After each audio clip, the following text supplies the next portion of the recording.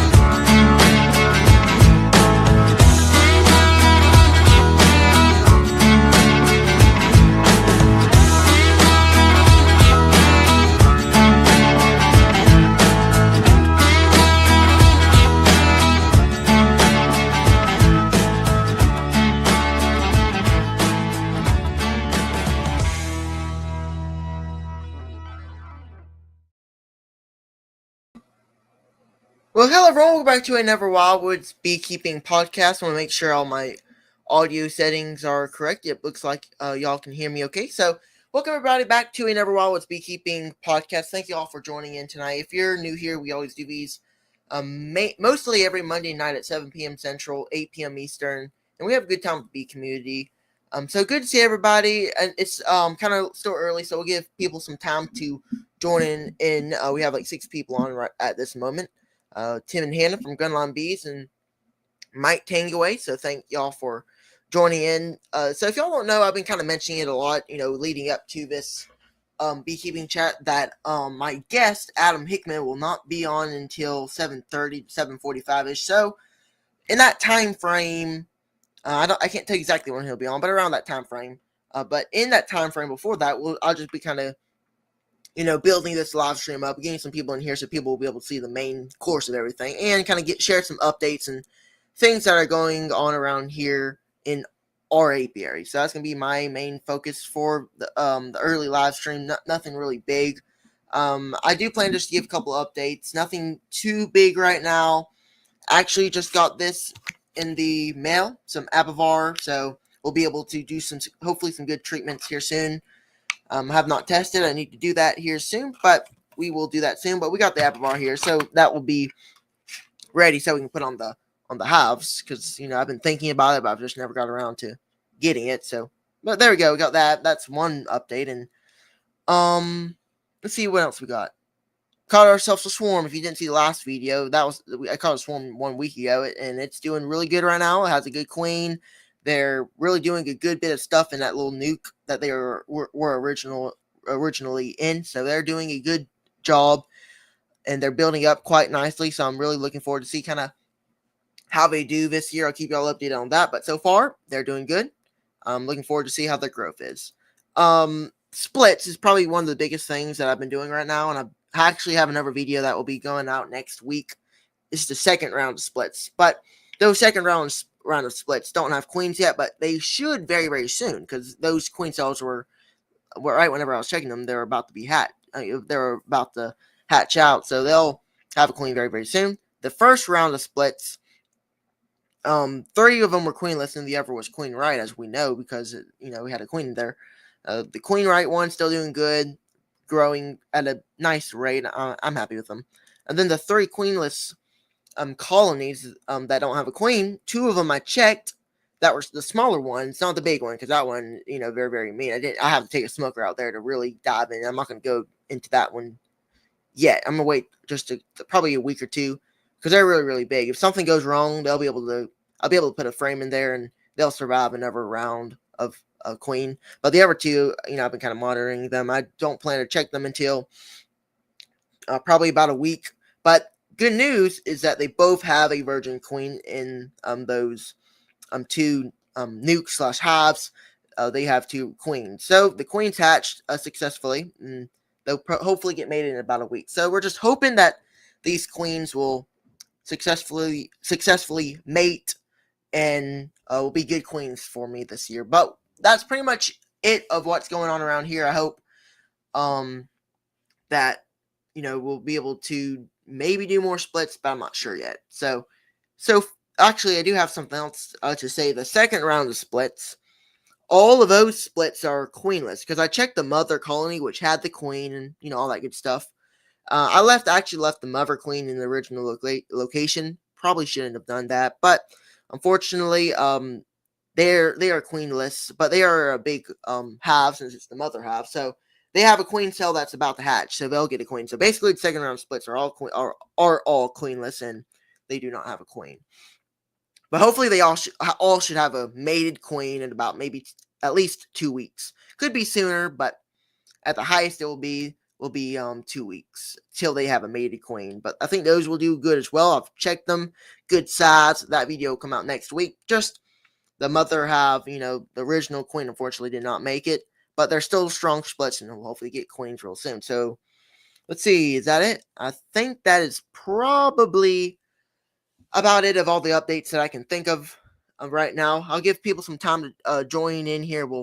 You guys can ask questions if you want. We'll just kind of hang out a little bit. I wanted to start at this time. I could have started at 7:30, but I figured I'd go on and start now and wait till my guest Adam Hickman will be on around. If I have a pinned comment down there that says around 7:30, 7:45 ish, around that time, he'll be on and we'll be chatting bees. I got topics. We'll be doing this as we usually do, but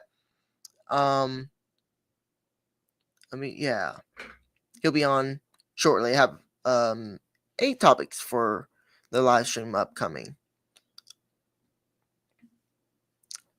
Let's see. We have Tim and Hannah.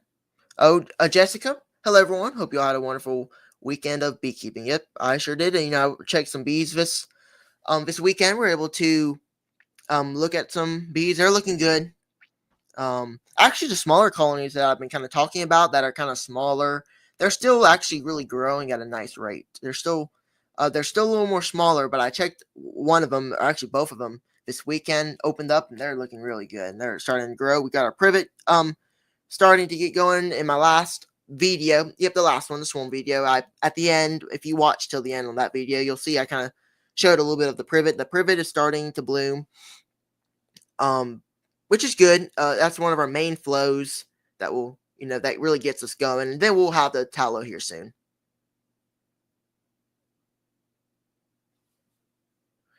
Hey, Randy, the Tar Heel Beekeeper. Thanks for checking in this evening. Good to see you. If y'all are curious about why I'm talking here and why we're not starting our live stream as usual, please check the pinned comment. That'll tell you everything. Adam just wanted to know if he could come on at 7:30, and that's perfectly fine. We'll probably go for about 2 hours tonight, as long as all the questions roll in, the chat's rolling. Probably go till about 9 tonight, which I usually don't do that. I usually just go for an hour, but I'm just gonna play it by ear and see how things go. No helicopters. No helicopters, Frank. Not tonight. We're talking about bees. Beekeepers. Sorry, Grayson. Had to step out for a sec. Were you saying you just caught the swarm that you caught is doing good? Yes, Tim and Hannah, my swarm that I caught last week. The video's out. And actually after I caught the swarm and inspected it right after, I kind of showed a little clip where I went through it 5 days later, which was Friday. I think it was Thursday, one of those days. But they're doing good. I'm really liking their growth, and they're doing a good amount of work already. I'm really happy with the way they're looking. Hey, Mary. Good. Thanks for checking in. Have any of your bees swarmed, or has it only been native bees to your area? None of my bees have swarmed yet. Got away from me. Now, of course, they have been making swarm cells. 2 of the biggest colonies, which I had to plant, that I planned to split anyway. I kind of figured they're gonna have queen cells, and they did. And they were some big colonies, so I had to go on and split them, and I did that, and they're looking good. All the splits that I made, 5-frame splits. I actually that's what I was going to say earlier. I've been meaning to say that right now, at this moment, I have 4 colonies that have a queen, and then 7 that don't, that are awaiting a queen. If you weren't here earlier, I was just saying that 2 of the colonies from the first part, the earlier, the earlier splits have virgin queens, and they're doing good. Absolutely.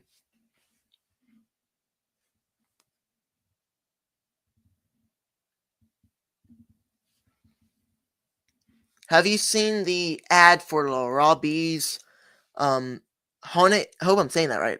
Or no, honeycomb. Okay, I think you just misspelled the T at the end. I don't think so. I don't know if it came through an email. I'm subscribed to our email newsletter. Oh yeah, I do. I do have it. I actually just got the email just a little bit ago. On here, and I have it right here pulled up.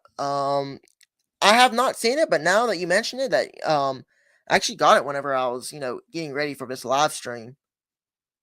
Hey, Richard. Hey, James. Good to see y'all. Let's see. I'm looking at this product that, yeah, it looks like it's gonna be pretty cool. I'll look at it later. I'll have to really dive deep in it, but yeah, I can't really say anything about it because I haven't tried it or anything. Sounds good, Adam. Our privet is starting to bust loose down here too. Yes, Tim and Hannah, it is starting to get going pretty good.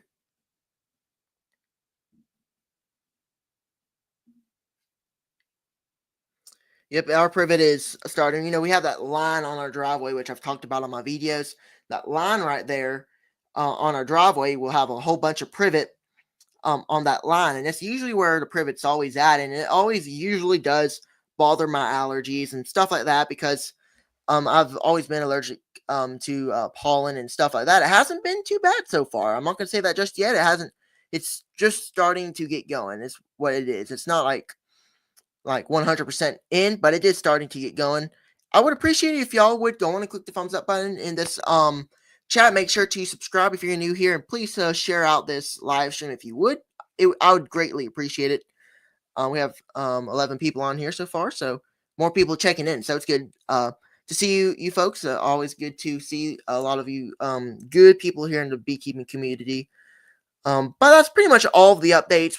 It's pretty much like everybody else. The bee season is here.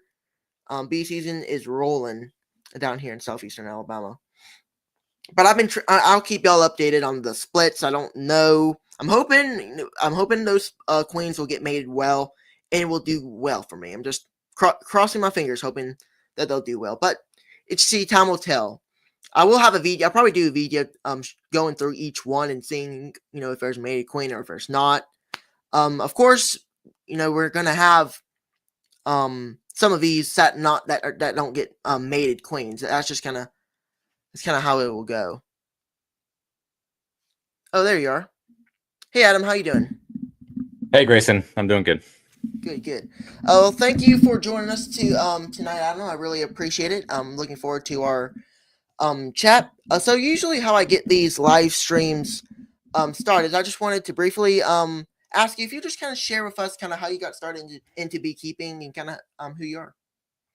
Sure. Yeah, happy to talk. Thanks for the invite and the email and asking if I wanted to do this. So Absolutely. I said, yeah, let's talk to Grayson, a fellow Alabamian. Might as well, right? We got to support each other. So, Right. yeah. So my name's Adam Hickman. I'm the owner of Foxhound Bee Company, and I started beekeeping as a hobby, just like I think everybody else does. And that was 2012. That was when I first got bees, but I was interested in beekeeping just because my great grandfather did it. I saw some of his equipment after he passed away, and by equipment, I just mean like an old galvanized 4-frame hand crank extractor and an old smoker.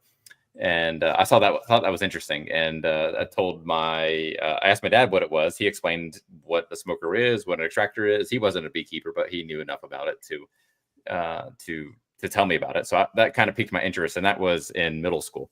So I kind of took that in the back of my mind for years, and then I finally got old enough, got enough money, had a little bit of space and time, and decided to just do it myself. So that was after college when I got into beekeeping, and it just started with one hive. It was a 5-frame medium nuke. And when I first started, I used medium boxes, 10-frame medium boxes for everything. And that was the very beginning. And I actually used foundationless frames. I didn't use any foundation. If you're familiar with Michael Bush, that was kind of an inspiration for me when I got started. So I kind of adopted a lot of his style into my beekeeping. But yeah, that's kind of how I got into it, and really loved it. Got hooked, and kind of never looked back. Awesome. Well, I do have some topics for us that I'll be asking you, and folks in the chat, feel free to ask questions. We will answer those when we get done with some of my topics. So this was on my book list that I wanted to ask you. Was the new building that you guys are in the process of making? I was wondering if you could just talk to us a little bit about that. Sure. Yeah. So we have a brick and mortar store now. So back in, let's say, like 2 weeks before the pandemic started in February of 2020, like I quit my full-time job and started doing Foxhound full time. And it was the following spring when I opened up an actual like brick and mortar store with like hours and staff where people could walk in and buy stuff. And that was right in the middle of the pandemic that like I opened the store, but it was kind of on the tail end of it. And it wasn't as much of an issue anymore at that point, especially for us. So opened the brick and mortar store. And when I walked into the warehouse the first time where I was going to set up the store and set up the warehouse, it was like massive. I was like, I'll be here forever. Like, this is awesome. And then that was, 4 years ago, 4 or 5, I mean, maybe 5 years ago. So that was not that long ago. And we are just like absolutely busting out of the seams. And there's a lot of things that we can't do here that I want to do. And so I always knew that there was always a next step, just based on my experience of growing the business. And right now the next step is to build a brand new like retail beekeeping store from scratch. So we're building it currently right now from the ground up. It's a 5,000 square foot retail space. It's all public facing. There'll be like an indoor classroom. It will seat about 35 people comfortably.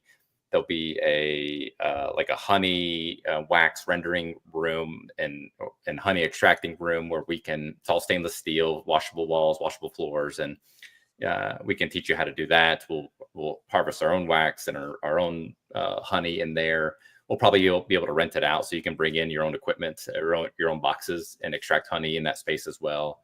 The whole property is going to be dedicated to like honeybees and then also other types of bees as well. Because I mean, we all like talking about honeybees, but a honeybee is like, one of 20,000 different types of bees. So, they're all important. They're all vital.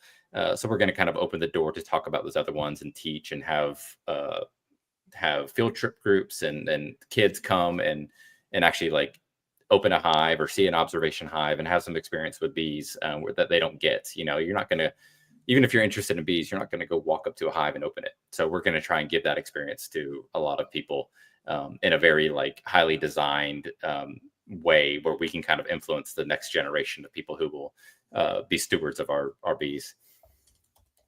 Awesome. Yeah. Let's see, what's my next topic?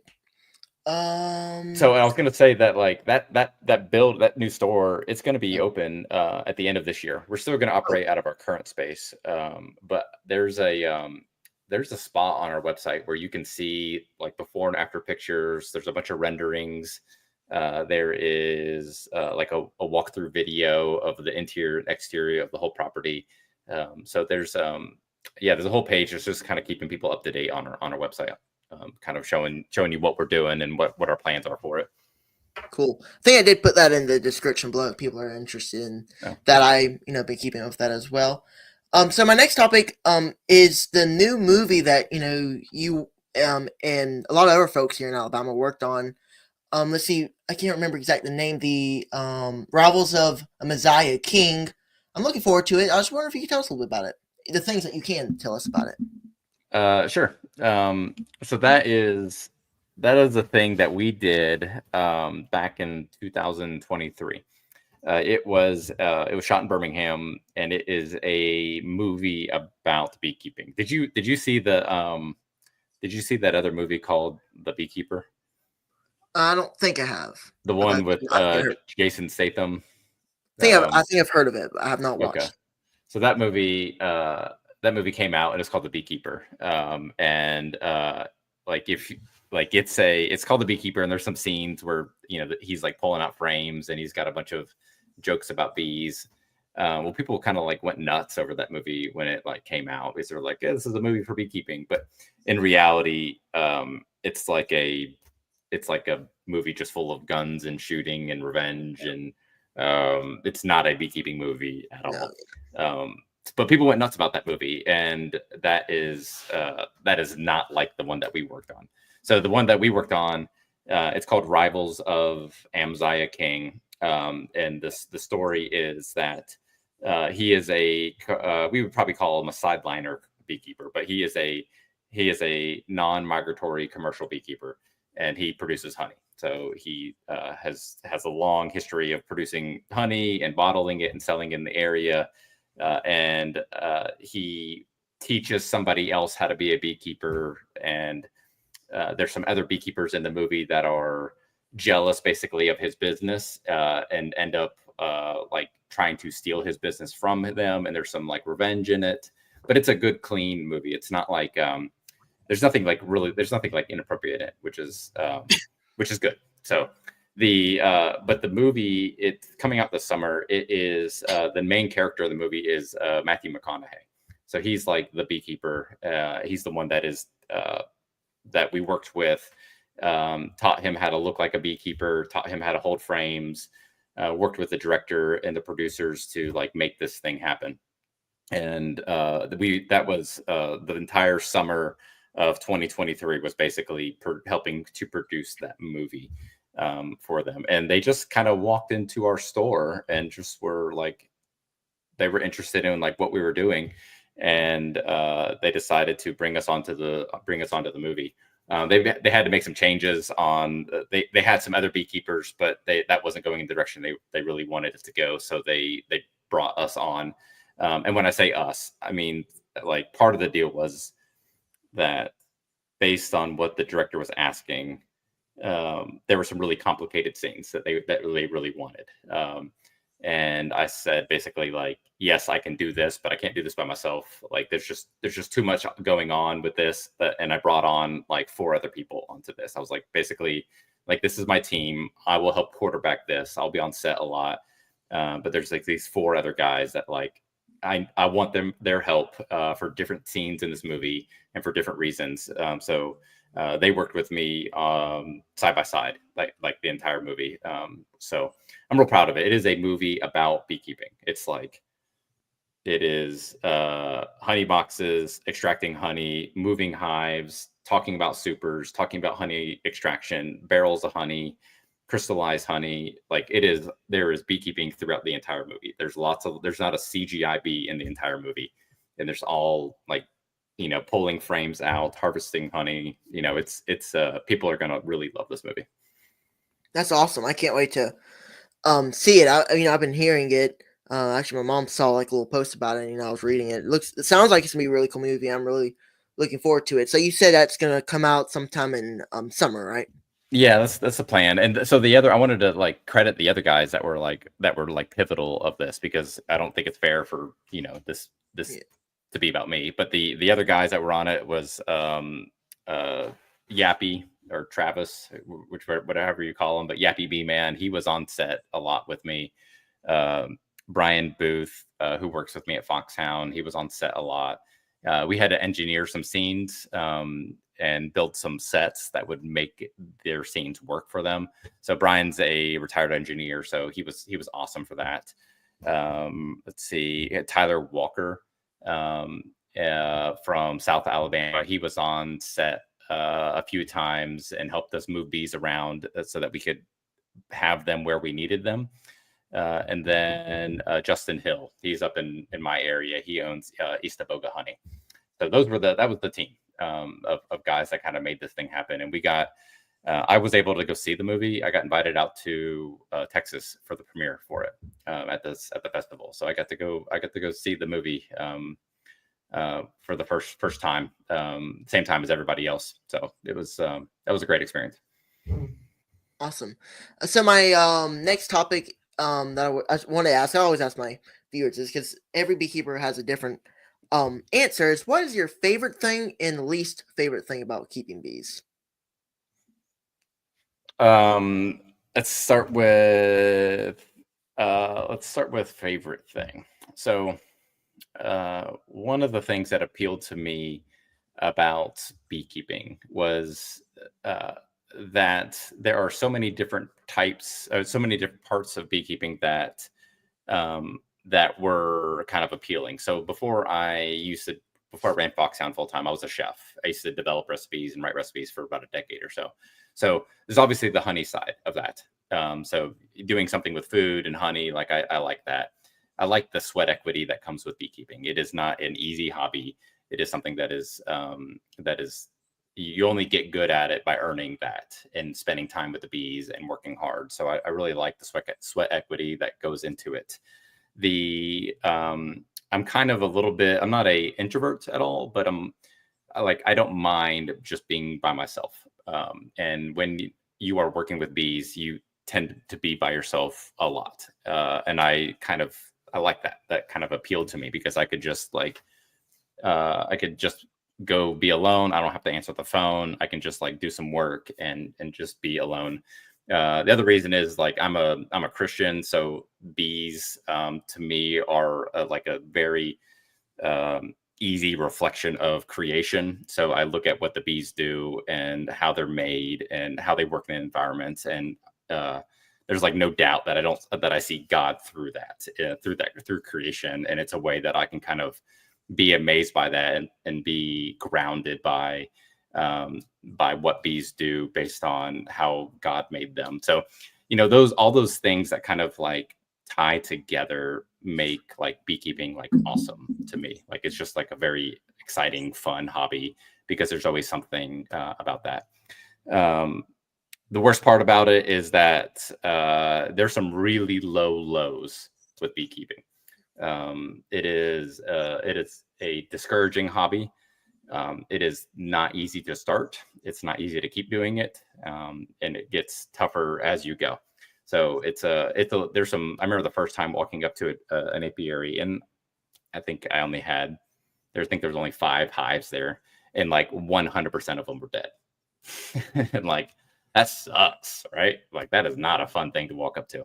And that's really discouraging, especially when there's people there that they're wanting answers of what happened, and you really can't give a good answer to it. So that gets pretty discouraging. So beekeeping has some pretty low lows that if you've been doing it long enough, you can relate to that. Yes, there's one time where I came out of winter. I went in with 6, only came out with 1, so that was one of my lows. But like I've been talking about earlier, this year's been pretty good for me so far. And let's see, let me fix this. There you go. This year's been really good for me, and I'm hoping it'll continue to be like that. But absolutely, beekeeping does have some really big lows sometimes. So you started doing this a while ago, right? So yes. You were 8 years old when you started keeping bees. That's right. I was 8 to 7, so that would have been 2017 or 2018. I can't say. I think it was actually early spring of 2017 that we got started. Okay, and it was just you were planning on doing it, or it's just a swarm of bees just kind of showed up. Oh, we actually watched videos about it, so we really didn't know what we were doing. We didn't have a mentor or anything like that. We just jumped right into it, but it wasn't a swarm. So basically what we did is we got some bees from somebody else. I can't remember who it was, but some guy who had colonies that were already built up for us to get going. So we wouldn't have to do any of that stuff. Get started and all. So that's kind of where it started. Those two hives, and then we got some packages, like three of them, a year later, and then there was actually a year where we kind of didn't really do it for a while, just because our suits were messed up. We had to buy some new suits, but then after that year where we didn't do it, I got back we got back into it, and I pretty much took over the whole thing. I do it by myself now. And then here I am It's today. Human bees. it would be it's having your like I don't know if you call it a break, but like having that year where you're kind of like, okay, now I can come back and reset and maybe learn some Right. things and maybe not make the same mistakes again. Right. That's sometimes beekeepers like they wish they could reset. Like you ask somebody who's been doing it for a while, and you're like, if you could do it, if you could take all of your knowledge that you have now and start all over, what would you like do different? And Right. like that's always a good question to kind of ask people, because sometimes we just perpetuate the things that we do just because that's what we have always done, and it's not necessarily the right way. It's just kind of the way that you've always kind of done it. Um, there's a there's an analogy that like I've heard some people will give when they talk about the situation where you have like a daughter and she is like making the ham for Christmas or whatever, and they ask like, well, why do you use like this pan? And it's like, well, this is the pan that we've always used, because the because it like it fits. And we're like, well, the ham like the bone of the ham just like sticks out the edge, and I don't know why I've always done it like this. This is just how I've done it. And then they ask their like mother and like, well, I don't know why I do it this way. This is how I've always done it. And then you ask their grandmother, and it's like, it just kind of perpetuates the issues like year after year. So the opportunity to kind of reset after you learn a little bit is nice to have. Yes. Yeah. See, my next question for you would be, what are some goals for you this year? Right now, it's just to survive the spring. Right. That's the the spring. April is a absolutely ridiculous month. May is too. So I feel like this time of the year, it is just try and survive and do your best. The in like our business, I wish that beekeepers would plan ahead and they would buy all their stuff in like October, November, and January. But that's just not what happens. Everybody needs their boxes like in April, or they need their equipment in like April or May. So April's a tough time to to survive, basically. So the pattern is we go through an April or go through a spring season basically, and we just get through it and do our best, and then we make changes so that the next year is more survivable. Like we just make good changes so that we do a better job the following year. But what ends up happening for us is our business expands so much that we barely survive the following year, even with those changes. So for this year, it's basically definitely to survive the spring, just because we've been so busy and the team is working so hard to just to serve our customers, basically. But for the rest of the year, I'm constantly thinking about this building and what we want to do when we get in that place. It's a little bit daunting building a building from the ground up. Like literally, it is just a hole in the ground right now. And we're pouring footings in the next like 2 weeks. So I have this pressure to build something from my imagination from the ground up, which is kind of intimidating. But along with that, there is like 3 9,000 square foot warehouses that are in addition to this like 5,000 square foot building that I now own, and now we're growing into and expanding. So there's just a lot of pressure to do this right and to set and learn from all the mistakes I've made in the past, so that when we have this clean slate, like we minimize the mistakes and we have a good foothold for like moving forward with the business and being able to like serve our customers and serve beekeepers. Yes. So my next question for you is, I could have asked these all kind of in different questions, but I just decided to do it in one. It's kind of how I've been doing it for a while. I just want to ask you, how do you manage your bees? Mites, feeding, etc. So there is a temptation with beekeepers, and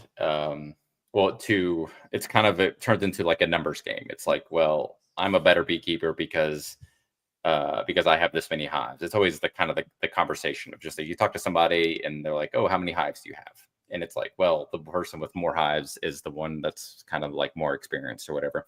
So early on when I built Foxhound, I decided that I wanted to be in the service business. I wanted to be in the equipment business and the education business. And so I never focused on the idea that I needed to have a lot of hives. Because actually, originally when I named the company, it was like Triple H Honey after my like grandfather. But I knew that like I wanted to try and build Foxhound into something bigger than just like a honey thing. So I keep bees. I have around 25 hives, something like that. But I don't really focus on how many hives I have or what that side of the business, because I like to serve people in like the equipment and the education and like having the products. So like to answer your question, like there was an answer I had like a year ago, and then there's also like a kind of an answer that I have like now, because like I end up pulling this out more than I do end up pulling frames. So and fortunately, that's kind of fortunate, unfortunate. But I've got Brian on my team. He's my head beekeeper, so he is managing most of the hives that we have. I definitely like assist, but I'm not pulling frames and doing treatments and doing all that kind of stuff as much as I used to. But I do know that we manage for like splits, and we manage for like education. So at our current shop, we have a bee yard, and we manage all those hives so that we can do our beginner classes, so that we can do our split classes, and then we'll also, you have to make splits from them and sell them. So we do that kind of stuff too. So our focus is really just having bees available to like teach and to give people like experiences with bees. We do like a pest control class, we do a split class, and like a beginner class. So we always make sure that we have hives available for that as well. So there's not a specific way that we're like managing these that is consistent with probably how a lot of other people will manage their colonies. Yes. I think that's probably about it. I do have one more question Sure. for you. It's kind of about your business, Foxhound Bee Company. I can't really remember exactly. I think you might have mentioned a little bit about it earlier. I was wondering kind of if you could tell us kind of how that kind of came about for you. So there was this when I first got into it, there was a guy up in Huntsville area called Lindsey Trousdale, and he was like the guy that if you needed equipment, you would have to go to that guy to get it. And this is 2012. This is before you could buy hives on Amazon. I think the only companies that were around is maybe Man Lake, Date Ant, Rossman, and I think those were like the main ones. And Kelly Bees and Blythewood. Not Blythewood.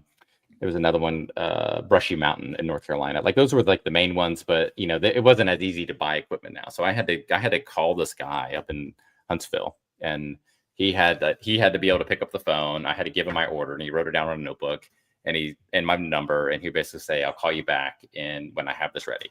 It'll be about 3 months." So if you're waiting on honey boxes or waiting on like medium boxes to put on your hive, and it's April, and he tells you got 3 months and I'll get you your equipment, that doesn't really work very well, does it? So I decided to buy a whole bunch of other extra equipment and then use it for myself. And then I built a online store. And the first time I ever like sold equipment, I drove down to the Alabama Beekeeping Conference down in Clanton, and I filled up the back of my truck. And I sat in the parking lot and I sold equipment to people who were like outside who happened to see me because I was too scared to go inside and sell equipment. So I did that, and it just ended up just being a little bit more successful every single year until the point where I couldn't do my full-time job and do beekeeping and do Foxhound as well. So yeah, it's just kind of progressed year after year until I couldn't do either of them. Yeah. So now I think that's about all of my questions. So we'll just pop up some questions. If you have any questions, feel free to put them in the chat. So the first one from SA says, any thoughts on offering a membership club that will include free shipping? I'd be happy to do that as soon as FedEx offers me free shipping. So the free shipping is tough because it's the option I have is I can either inflate my prices by 10-15%, and then it's not free shipping. So that would be tough for us because we do so much walk-in business and brick and retail business of people coming to our store, that to charge them 10 or 15% more to cover the free shipping kind of wouldn't be fair to them. I see some other businesses will have a price online that's inflated, and then they will give a 10% discount if you come into the store. But we just do so much like retail business, like in the store, that it's kind of difficult for us to do it.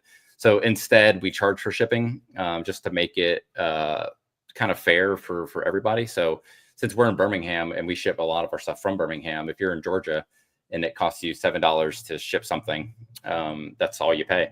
Whereas if you do live in other parts of the country or other parts of the world, we ship internationally weekly. So it would that would be tough to swallow the free shipping costs for sending a couple $100s worth of equipment to Washington, and we'd have to make that guy in Georgia pay extra on the product so that he can get his stuff for free too. So free shipping is tough, and it's not something that we decided that just kind of makes sense for us. So right now we just have pretty affordable shipping prices. We get them cheaper every year, so we're just going to keep doing that. Yeah, buy local is about the only way to save of shipping anymore. I like your drone picture, DCBs. I like that. Looks like a hungry drone with his tongue out, too, or his proboscis out. Yes. Also, Dave, that's Dave from DC's, asked, where is Foxhound Bee Company located? So we're in Birmingham. So that's where I live. That's where I kind of built the business. I moved to Birmingham back in 2007 from Florida. It was to go to school up here, and then there was also a girl that was moving to Birmingham at the same time that I was, and I thought that was really convenient. So I decided to move to Birmingham and have been up here ever since. And went to UAB, went to business school after I went to culinary school, and then met my wife while going to school up here, and just decided to stay. So Birmingham is where we are, and we ship internationally all the time, and we ship all over the country. So right now we don't have any plans to open up a branch anywhere else. Yeah, absolutely. See, I'm gonna make sure I didn't miss any more questions here. I started beekeeping 3 years ago, and it's been a complete fail, but this channel has helped me jump back in with a new mindset. I have a lot of respect for you all who have a lot of hives. I came in really late, but what's the website for equipment? I am always looking for some. So there's like two places that you can kind of buy equipment from us. Foxhound Bee Company is our main company. I have two other businesses related to beekeeping as well. One is called Thing Stopper. So if you're familiar with those jackets, that's a brand that I own as well. And then there's another smaller one with a product that we developed called a buzz bag. And we developed that because we would sell a lot of nukes, and people were always showing up to pick up their nukes with these laundry bags, and laundry bags work fine, and they're cheap, but they always have like a hole in them, or they don't fit on nuke bags really well. They have a drawstring, and you can like tie it up or whatever. And I just felt like that just wasn't a great product. So I developed a new product called Buzz Bag that is designed to fit. We have 3 sizes. One fits a nuke or 2 packages, and there's another one that fits a single 10 frame hive, or I have another one that will fit a 10 frame double as well. So they're for kind of moving bees safely. Yeah, foxhoundbeecompany.com is our main website. And then there's buzzbag.buzz and stingstopper.buzz. And then we also sell a lot on Amazon as well. Only certain products on Amazon. We don't sell everything on there. Yeah. Another question I might have already said, but maybe I accidentally didn't. Here, but how many hives are y'all running at this time? Oh, like 25, something like that. 25. Yeah. We do. That's all we plan on doing. We run a queen bank at our store. We run those educational hives. I used to have a program where I kept hives like kind of all over Birmingham, but it became pretty complicated, and it was not really worth my time and my staff's time to maintain those. So I stopped that program, canceled those contracts, and kind of brought them all back just to simplify and focus on the things that make more sense for us. So that was something that we did for probably about 6 years or so, and it was great. It was cash flowing. It was a great program. But as the other parts of the business grew and demanded more of our time, it just made more financial sense to focus on bringing the hives back in just one central location.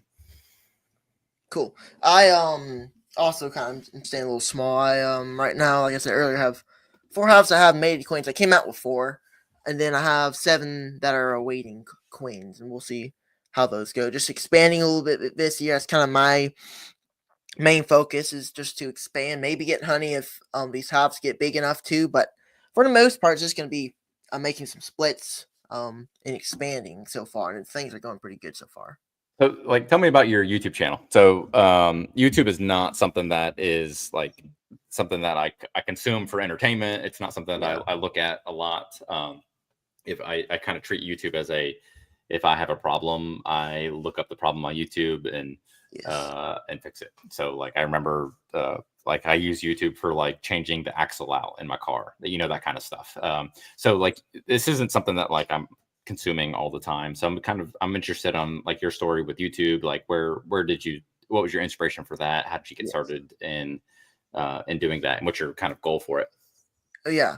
Well, that's a good question. Well, I think it started probably a little bit after, we got into beekeeping, like maybe a year or two after.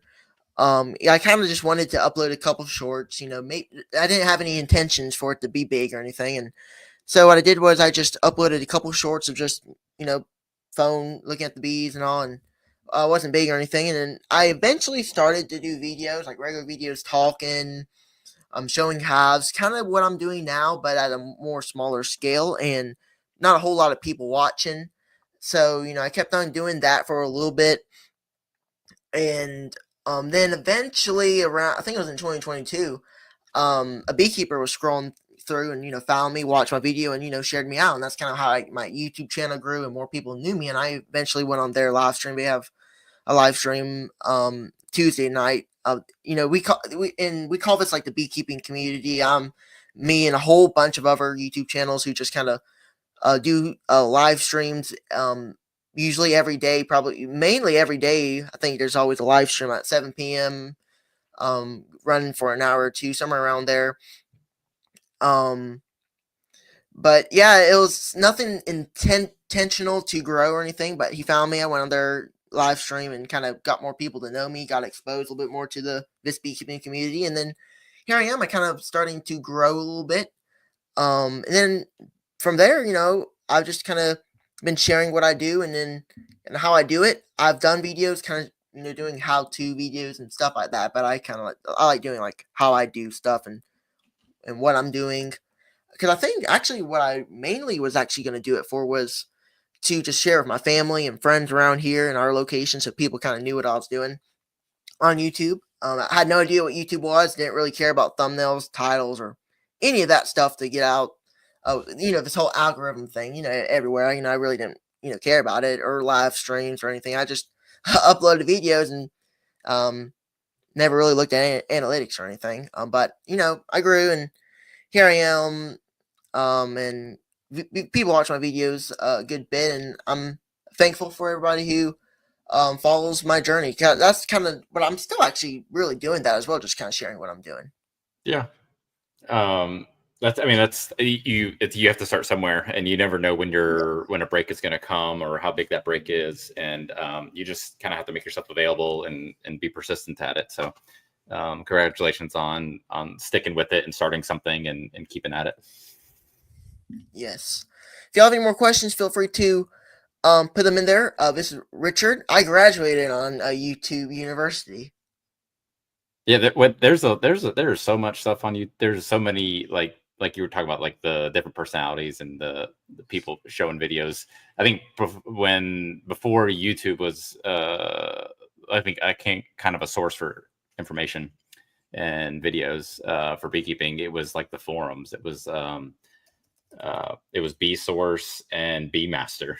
That's where do you ever get on those, or do you know about those? And I don't usually get on those, I don't think. Okay, yeah, those are like the places that people would always get information from, and Yeah. they're still plenty. They're still very active, but that's where I learned a lot from. Is I didn't take a class, I didn't do any of that kind of stuff. I just I would get on forums and ask questions and participate on there.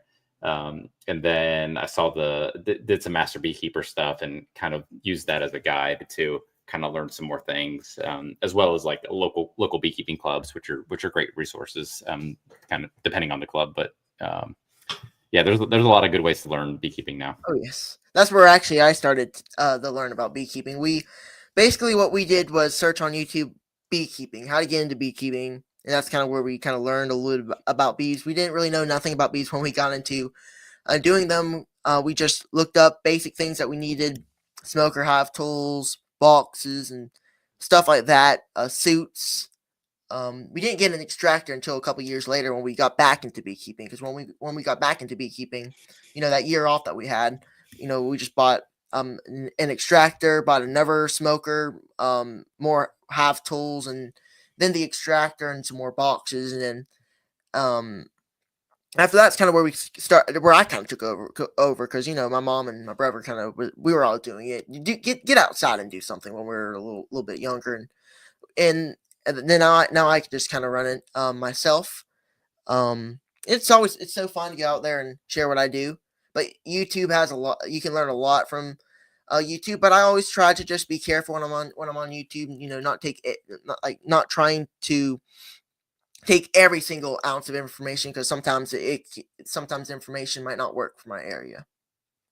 Yeah, or the information is Right. skewed. I mean, since I am in the product industry, and I'm always kind of looking at like what is available, what is coming, what are people talking about, and I see people talking about stuff all the time that they are only talking about it because they are getting a cut from it, and they're recommending a product because they're just getting commission on it. And I saw a product. I think it was yesterday. It was a product that they were promoting it as that it was like made in America, and like I know the company that makes it, and I can look at their import records and I can see that product is not made in America. But there's just a lot of confusing things on YouTube, and people have ulterior motives, and it's tough to navigate. I mean, it's just like when you ask somebody like a beekeeping question, they're going to answer it differently if they have Right. 100 hives versus having 2 hives. And that's not ulterior motives. It's just like everybody is coming from a different direction on their beekeeping, and it's you kind of have to kind of parse through some of the advice that you get, because Lord knows there's a lot of advice out there, and it's not always great advice, because people do things differently. Right. That's what I find. A lot of questions that I ask you today, that I keep in my notes. There are a lot of times same questions from previous chats, but I always put them in there because every beekeeper has a different answer or an opinion. I always like to showcase that on the channel and stuff. But this question from Eggstead Garden says, "Do you all use a honey refractometer to determine when it's safe to pull honey? And if so, which one works best?" I'll ask you that. Do you use a refractometer, or have you ever used one before? I have not. I You have have not? not Okay. used one.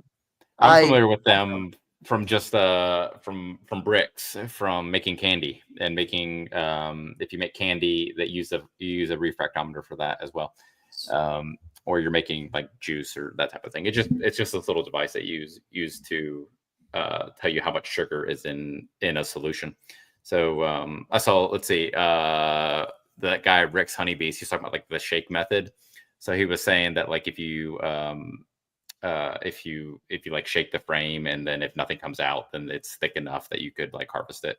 But when I've extracted honey, like every year we pull honey, I don't ever check the moisture content in it. If it's capped, and 70% of the average of all the frames are capped, then we just harvest it. Most of the time I'll use a refractometer just out of curiosity, just to see what it's registering. But it's not a normal thing that I would use often. It is, but it does make you feel better. We keep one in the store, so people will bring honey in, and they're just kind of curious to see what the water percent is in it, and we'll just check it, and it's typically always around 17-18%. Yeah. Dead Garden says, I have not used one, but I have yet to pull honey. However, I have seen beekeepers use them. Yeah, they're real cheap, and I don't know how accurate they are. It's one of those things where you could get a $100 one, or you get a $10 one, and they look exactly the same. Yeah, they're to me, they're just kind of like gives you an idea. You got to calibrate them first. You got to use you have to use an oil that it comes with it, or use olive oil, and you have to calibrate it so that it measures accurately. Yeah. It says, I wasn't worried about it, but like y'all said, every person you talk to says something different. Yes, they do. Every person you talk to will say something different. I don't, use one. I always just wait till the honey's capped. Since they're cheap, I'll probably eventually, look into one. It's been on my mind. I just haven't used one yet, but I've seen a lot of beekeepers on YouTube showcasing them and using them. Yeah, I think they're helpful for people who are blending honey. So people who will they'll buy honey, or they'll have different batches of honey, and they're blending them together to make sure that they have a low enough moisture content, or they're using a honey, what is it called, a dehumidifier basically, and the honey has too much water in it. Maybe they pulled it too early. They have to pull the water out of it by evaporating it out. And there's equipment for doing that, and they'll probably use a refractometer just to make sure that they're not going to bottle it with too much water in it. Yeah, absolutely. Yeah. Hey, Brian, good to see you. Making hot honey, so hands are sticky. Yeah. Now your keyboard is sticky, Brian. Yep, that's probably the case, because whenever you're working honey, it can be sticky. A lot of times I'm out in the bee yard, going looking through my phone or whatever, and a lot of times I'll get propolis on it. Like used to, there would be on the back of the phone, there would be spots of propolis on the frame on the phone whenever I'm trying, especially when I'm trying to record. Especially with gloves on, because I wear gloves and full suit, so I don't want to get myself stung or anything. There's a feature that is handy on phones where you can like, I know my phone is it's an Android phone, and I can open up the camera app by pressing the buttons on the side, and then I can say smile, or I can say like photo. I can give it like verbal commands, and it will like take pictures without having to like tap the screen. And that's a handy little feature for a beekeeper. If your phone doesn't do that, figure out a way that you can install an app that does that, because it makes it a lot easier to document some things. See, I'm making sure to manage questions. We have a good amount of folks in here. Jack and Danae, going on bees. Like I was saying earlier, we do this community type thing. We call it beekeeping community here on YouTube. A whole bunch of beekeepers are in here. We always chat about bees, whatever, not just on here. There'll be like other chats, like tomorrow there'll be a chat, and then Wednesday there'll be a chat. Actually on Wednesday, Brian there, they do the stream team. I don't know if I've heard of them, but I think you may have them. And yeah, I got to know those guys. I got to know those guys a little bit at Expo last year. Yeah, all those guys.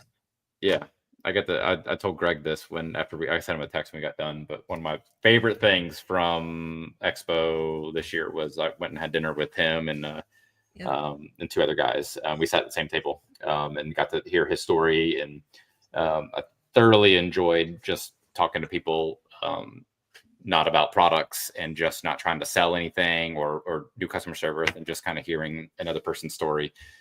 Really enjoyed that. So yeah, I've gotten to know those stream team guys a little bit, just kind of like one at a time over the last year or so. But yeah, I'm familiar with them. Yeah. Jed, just subscribe to your channel, Adam. I appreciate that. Yeah, so like if you look at our channel, it's always it's mostly me kind of talking, but I try to spread the love between all the different staff. But we do a lot of just like supplemental information on kind of what we're doing in the bee yard, but also some like product information too, just because we get access to a lot of products that not everybody has. Like for example, like we sell a lot of vaporizers from Rob. And like we have every type.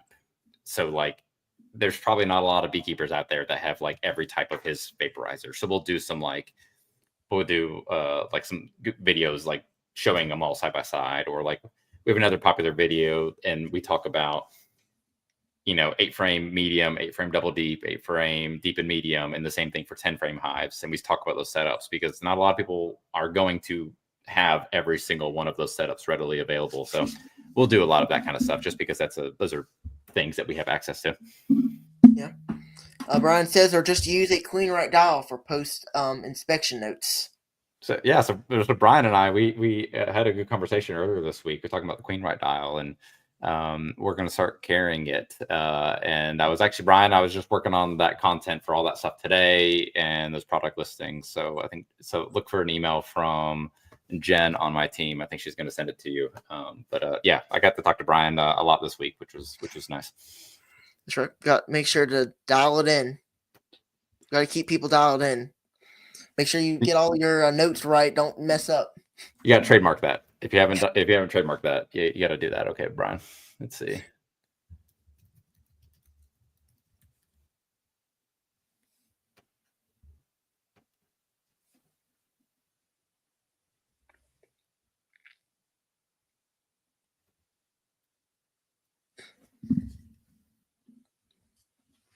It's not trademark, Brian. You can do it. You can do it. You can. You can. Yeah, you can. Nobody's got a trademark on it right now. Make sure you do that, Brian. You don't want nobody to steal that. Yeah, there's 18 people are watching right now, so you got to beat them to the punch. Okay. Right. XD Gardens. Thanks again for all you beekeepers who post videos and help people like me out. Yeah, that's what a lot of beekeepers out here try to do. Try to help each other in any way that we can. I always be honest on my videos. I've kind of talked about that a lot before. I try to be honest in my stuff. I think that for me, it's easier to be honest than not be honest about things because beekeeping ain't easy. Beekeeping can be difficult. Kind of like we were talking earlier, about beekeeping can have its lows and its ups, and beekeeping isn't the easiest thing out there. So I always try to showcase the whole reality of beekeeping, not showing just the good side, showing both sides, whether it be, the good side or mid, or maybe some things that aren't not so good about it, So I think probably the lowest, one of the lowest lows that you'll walk up to is a hive that's dead, but not only dead, it's full of wax moss. That is like the gnarliest thing, is like a hive full of wax moss. That is gross. Because you don't have your bees, and honestly, like if you're walking up to a hive that's dead and it's full of wax moss, it's been dead for a little while. And ideally you would have caught it earlier, but life happens, and you don't always get to it. But yeah, a hive that's been destroyed by wax moss is pretty gross. Yes. Jed says, just joined in, so sorry if you've covered this already. How do you get into beekeeping, Adam? And how long have you been doing it? 2012 is when I got my first 5-frame medium nuke that I had to hunt for to find somebody who would sell me a medium nuke, which is easier said than done. So that guy gave me a medium nuke, and I drove it with my Honda Accord in the passenger seat and put it into a little 10-frame medium box with no foundation. and that's how I started at the first hive. But the original genesis of it was my great grandfather did it, and he was of that generation who kept bees, but also did a dozen other things as well. So just that cut from a different cloth. So he had a lot of different streams of income, but he used to do it. And I have, let's see, where's it at? I've got a whole bunch of his stuff that I got from him after he passed away, including this old sign here. Let's see if I get it focused. What's it? Yeah. So you can see, why isn't it? All right, come on. Can't get it to focus, but it is a it says honey. I'm sure you can tell, but it says honey on it. But it's just an old like shingle that was his that I'm gonna put up in the new store, right above where I sell honey. I wish it would just focus. Let me get in here. But I have his old smoker, and I have some of this old stuff that my grandmother kind of keeps finding, and I think it's just kind of like just this cool part of history. There you go. There you go. You can see. Isn't that awesome? Yeah, that's cool. And I have his old smoker, the smoker that I saw when I was a kid in middle school. I have that old smoker, and in the movie with Matthew McConaughey, that's his smoker that he uses in the entire movie. So when you guys go see it, you can see that like that old what's it called? It doesn't have a cage on the outside. It's like just this old smoker that's like from the 60s or so. And that's the smoker that he used on set while he was keeping bees throughout the entire movie. Cool. I'm looking forward to that movie again. And since we're kind of on that, I was going to ask you those bees and the bees that y'all used in that movie. So they're y'all's, right? So yeah, so I would say they were split between Tyler Walker down in South Alabama. A lot of them were his because we had multiple locations that we shot from that had bees and had equipment and hives. But then there was also some stuff where we had to make basically packages to make these scenes happen, and we pulled those bees from the bee yard here at the store.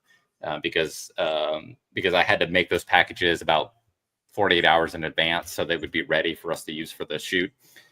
So I had those were mostly from the store, but a lot of the bees that we used on set for like the ambient bees and the bees in the hives that they're pulling frames out of, we had an apiary that we established on site that we could pull from. And some of that strategy was that when we were doing a scene with bees, we would take frames early that morning from our apiary with mostly nurse bees on them, and then we'd put them on set in the hives that they were working and pulling frames out of. And we use mostly nurse bees because they're less defensive, because they're not likely to. They're just committed to the brood. So we use those, and then also so that when they would fly and they would need to go back, or when they needed to leave set, basically, they would just go back to where they came from that morning. So we could control the amount of bees on set. So when we needed to strike the set and get rid of the bees, a lot of the bees that were flying would go back to where they came from. And then we'd also transfer the hives or the frames back with bees so that we could get the bees off set. So we had to be pretty creative with what we were doing to keep everybody safe. And just the director also did not want McConaughey or any of the other actors to have any protection at all. So he's like, all right, Adam, I want live bees, and I don't want them to have any suit, any gloves, or any of that kind of stuff on set. And they want to pull frames and do all these things, and it's not just pulling frames. There's some pretty intense scenes that we did with the bees, and they wanted zero protection for any of the cast. And fortunately we were able to pull that off. Oh, cool. Yeah. So did any of these actors, the cast, get stung during this process? Yeah. So when we were doing training, we had the whole cast, everybody that was going to be working with bees. We had them out to an apiary just east of Birmingham, and we did training for a couple hours. And we, at that point, I wanted suits and jackets on everybody just to kind of get started, so that we could teach them how to look like a beekeeper, how to lift a hive, how to hold a smoker, how to manage a hive tool, things like, if you're like, here's how you hold a hive tool, here's how you open, or here's how you pull a frame. Don't put the hive tool down. Always hold it in your hand like this. Reach across like this so you don't get stung. So we did training that afternoon, and it went really, really great. And we got done, and we pulled all our gear off. We were probably 30 yards from the hives, and then like one bee just like stings McConaughey like right in the forehead. And this is about 2 days before shooting. And his whole face swelled up. So like, yes. If you guys probably search Matthew McConaughey bee sting, you'll see the picture from when we were doing training. And it turned out to be like the best thing that could have happened, because it put a little like pause in all the producer's steps, so that we can kind of manage the film a little bit differently and get all these things that they're wanting done. So that was actually turned out to be a really good thing. But after that, he got stung on the hand one time when he pinched a bee, when he was pulling a frame out and he pinched the bee. He got stung on the hand, but it was really, really minor. He just like reached his hand down off camera, and we pulled the stinger out. So that was the second sting. There was another scene on the very first day of shooting.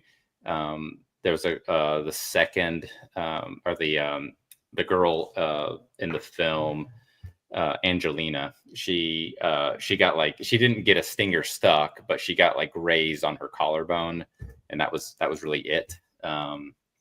And then one night after we were done shooting, it was weird. Like we did a bunch of stuff all day long. Nobody had any stings, no problems.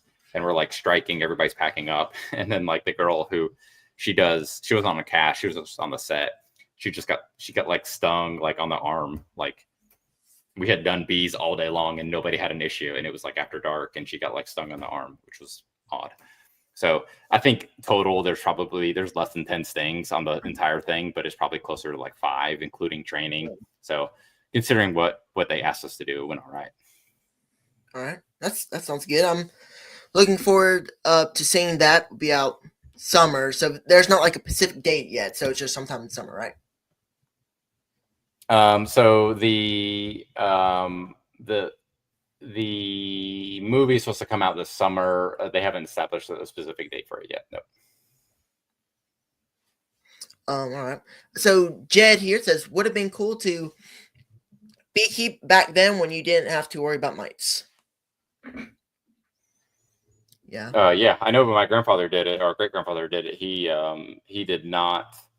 I don't think he had to worry about all this kind of stuff. I think it was a matter of you put bees out in the yard and they made bees or made honey, and that was it. So I don't think they had to worry about small hive beetles or varroa mites or anything like that. Yeah. Let's see here. Let's make sure don't have any more topics on things. So I always keep topics in here. It's actually kind of messing these notes here that I just made sure that I didn't miss any. So also do want to ask one topic for real quick is I kind of asked you some goals for this year, this spring. So what are some like long-term goals that you are kind of thinking about that you might want to do in the future that you know of?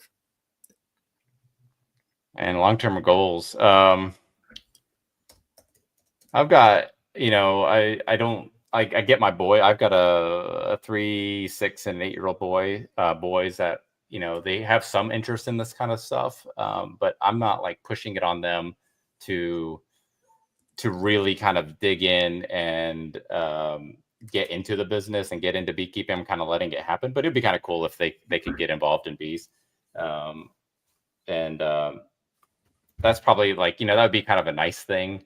But I've got plans for the business, and I do want to like expand staff and start doing some other things as well. So the good thing is that we have a bunch of good beekeepers in the industry right now that are collaborating and working together and friendly and kind of building this industry with like an education focus. So I'm excited for that. I'm excited for Alabama. We're doing some pretty incredible things in Alabama as far as supporting queens and queen breeding, and so I think we have some really great resources in Alabama. So I definitely want to like support that, especially with this new space that we'll have. Awesome. Another question of mine, it's personally from me. With your business, I know you sell a whole bunch of stuff. I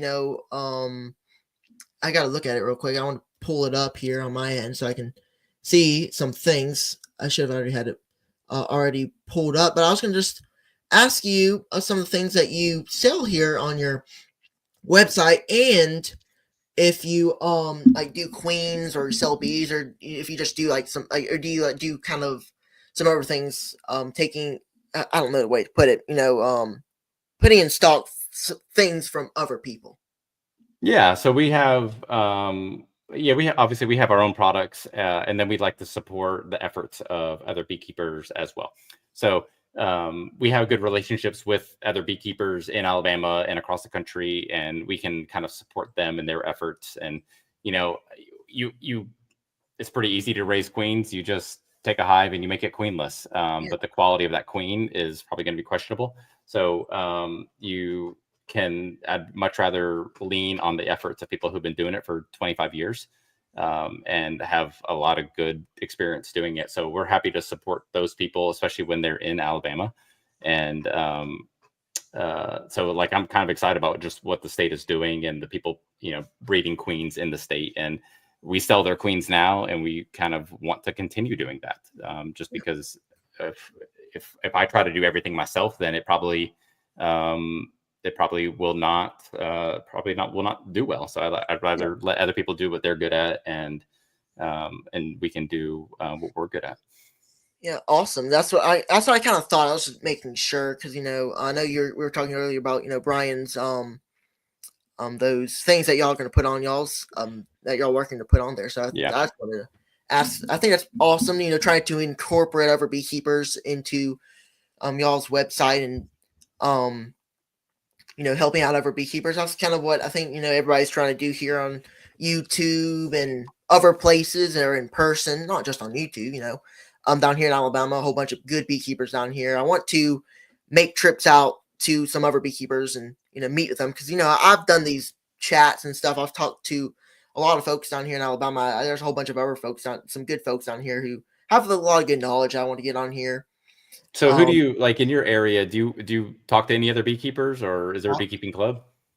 Oh, I've had that question asked a good amount of times, but around this specific location, we're near Troy, and I know of, we don't have any beekeeping clubs, specifically around this location. I know there are some. I for sure know there are some in Dothan, and probably Montgomery, and I know there are some in Ozark, because I know a lot of beekeepers in Ozark and Dothan. Bruce, from the stream team, he's down here he's down there in Dothan. And there were beekeepers down in Ozark that I know, a good amount of beekeepers that I have friends with that I want to visit at some point and see how they run their operations in person. But there's no Pacific bee communities or bee clubs around here. I've wanted to go to them before, because we're going to go to one. I can't remember exactly what it was, but unfortunately, they ran out of tickets. So we weren't able to get there in time. But not in this specific location, but around, of course, in other places down here. Yeah. I'm trying to think of, there's a beekeeper in Troy, or he's in Troy. I'm trying to think of his name, but it escapes me right now. But I know there's some beekeepers down in that Troy area.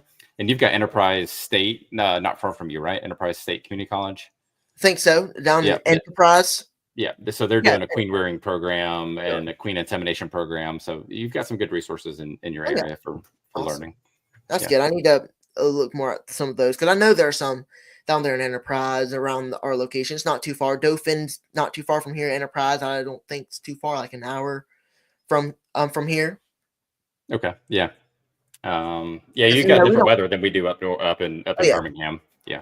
Yeah, we have a little bit different. It's a touch more warmer. We don't get as much snow. I'm sure y'all probably don't get as much snow as some of these northern states, but y'all get y'all fair share of snow. We actually got a good amount of snow in January. Pretty surprising. We never get snow down here. It's been probably I think it's probably before beekeeping since it ever snowed that actually accumulated. It's been before the bees came into our property. And that's what I was also about to say. We don't live in Troy or anything in the city limits. We just live outside. Um, and on our 40 acres of property and a lot of good spots to put bees. If people watch my videos, they can see my bee yard is in the woods. That's why my channel is called WILDWOODS Honeybee Farms, because it's in the pine trees and the woods. So that's kind of where that name came from. And I just said, hey, that sounds like a pretty good name to call it since we're in the woods out here in the wild. And our bees get a lot of good flows and stuff. That's another question I kind of wanted to bring up. I'm pretty sure your flow and my flow is probably similar, but if you could just share with us a little bit about your flow and kind of how it kind of usually starts up there. Yeah, it's April, May, and June, and it is give or take 2 weeks. So it's we will get a flow into June, but as soon as that we get our first like heat wave in June, it's kind of done.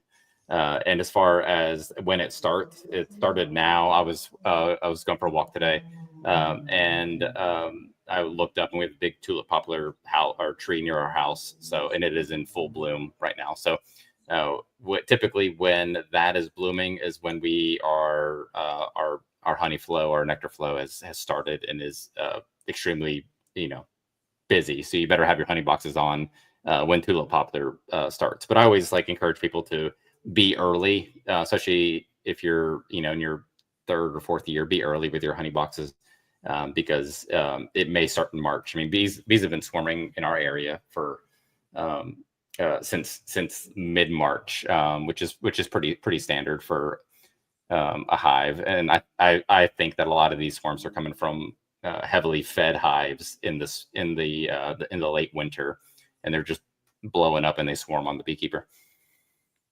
Yeah. Yeah, our flow down here is probably pretty similar too.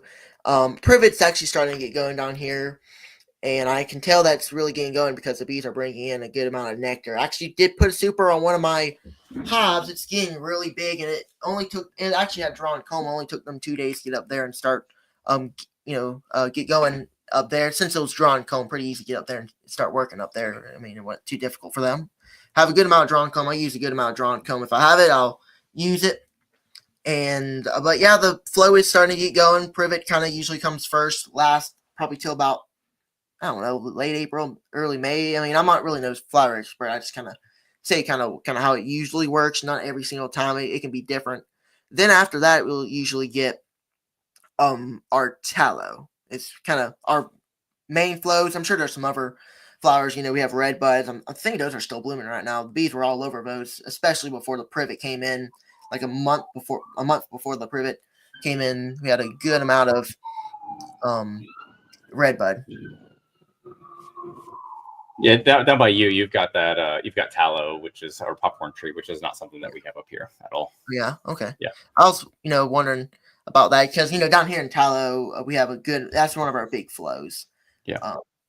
I know a lot of folks have similar flows up there. I know it's always different where people are. I always find it interesting to ask people kind of what usually works, what usually goes for them, what their bees usually get on, because that's usually what mine get on. I think also I'm sure clover and clover and dandelions. Again, if I say something wrong about flowers, I apologize. I'm not a flower expert. I probably do need to get better at flowers and stuff, but.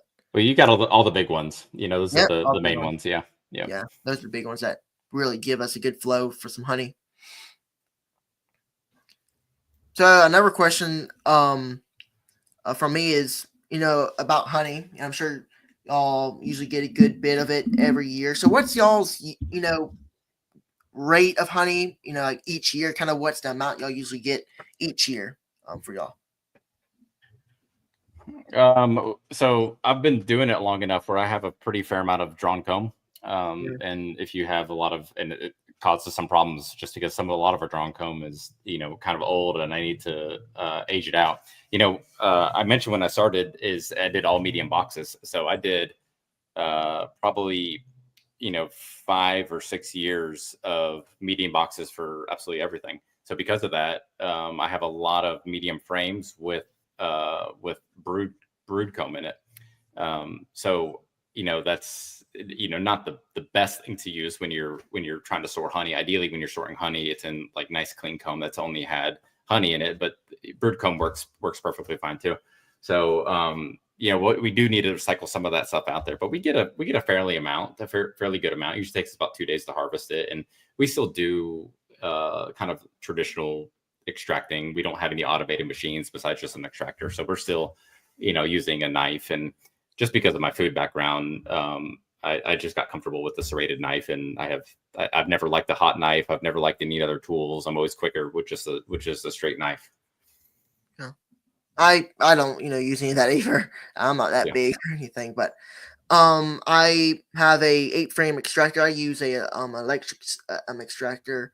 That's what we got at first. I don't know exactly what brand it is. I keep on meaning to check the brand. I think I did. I can't remember what brand it is. I don't think it's a big brand off of Amazon. But I think it holds about 8 frames of honey. And last year we got a good amount of honey, and we're continuing to sell it around here locally. That's what I usually do. I usually just sell it locally to people who want it, and if they want it, then we'll either deliver it to them or put it in the mailbox. They can swing by and get it, or they can come up to the house and get it. Either way. I mean, we usually will sell it in around here locally around our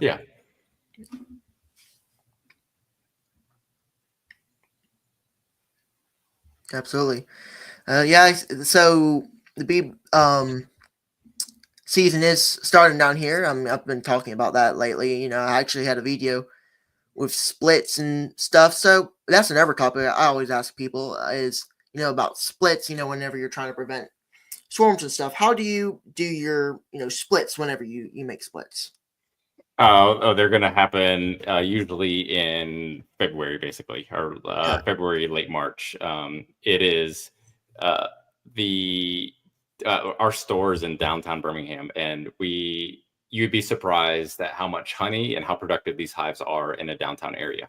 So we have a pretty good honey crop, and we have a pretty good flow. So we have some fairly swarmy hives in our area.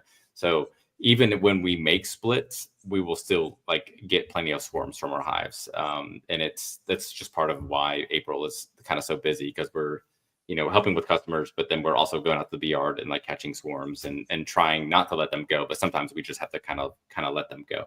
So we'll do splits as part of our splitting class, but I think we do them just like any other beekeeper would do in that late winter, early spring, just to kind of keep the colonies small. If you split a colony, you don't really have to it's not going to be detrimental to the honey flow. So we will split them just to prevent swarms. And we'll do it as soon as we get a warm snap where we can do that. Yeah. I did just foul frame splits this year. I had 2 colonies that were really, really big. I had some other colonies too that were pretty good size, and they're continuing to grow. They're a little slower, but they're still pretty good rate. They're growing pretty good, and I'm liking their growth. But the 2 other colonies were really good, strong. I built them up specifically to make splits, double deeps. Did foul frame splits, and right now got 4 colonies that have a queen and 7 that don't have a queen. I'm not going to count my eggs before they hatch, but 2 of them do have queen. The queen's already hatched, and the others will probably soon have a queen. Not mated, of course, but in a week all of them should be mated. Of course, not every single one will make it back. I'll have to see how that does. Are you fairly successful when you do make those splits? In the queen's mating? Yeah. Okay. Yeah, I'm hoping soon that they're going to get made. It'll probably take about a week. Okay. Well, yeah, I guess we've been going on here for about an hour and 1 hour and 30. So I guess I'll go on and get soon to go and wrap this thing up. I want to thank you, Adam, for joining the live stream tonight. It's been fun. Really enjoyed having you on. Yeah, thanks, Grayson. Thanks for the people who kind of commented in and asked some questions. I appreciate Yeah, it. And absolutely. yeah, thanks for the cold invite and just asking me to be on it and just chit chat Absolutely. about bees and other things that are going on. So thank you. Oh, absolutely. Thank you for joining tonight. Thank you all for Yeah. who are joining live. And if you're watching the replay, please go on and subscribe if you're new here. Click the thumbs up button. And if you're live now, please go on and click the thumbs up button. It'll help us out a lot. And check out Adam's YouTube, his company business. It's all in the description below. You can check that out. Thank you all for watching, and we'll catch you all next time. Okay.